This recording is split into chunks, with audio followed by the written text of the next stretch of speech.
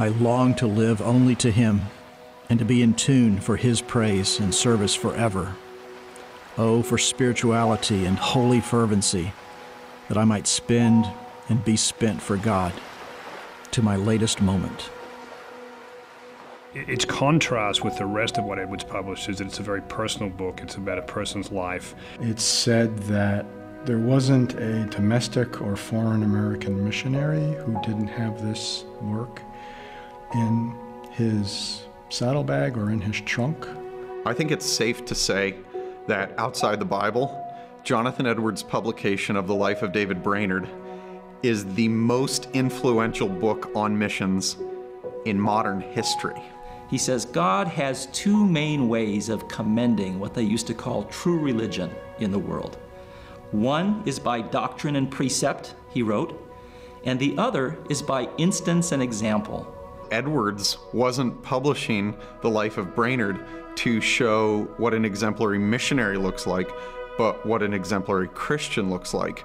And the person that he wrote about the most as a role model of true religion or genuine Christianity was David Brainerd.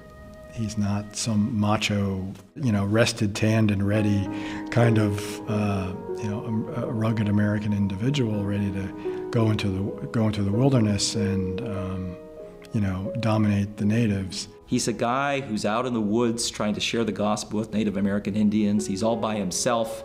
He gets lonely. He has self-doubt.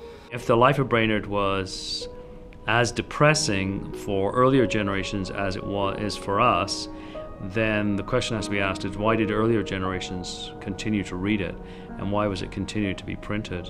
The main point of David Brainerd in keeping a journal was introspection. He was actually wanting every day to be aware of how he was struggling spiritually. A.W. Tozer once used the phrase about the piercing sweetness of knowing Christ, how the closer a person gets to Christ, the more miserable they become, in one sense. Because the closer they get to Christ, the more unlike Christ they realize themselves to be. So I don't think that dynamic of feeling like a wretched person is ever going to go away until God completely removes our sinfulness.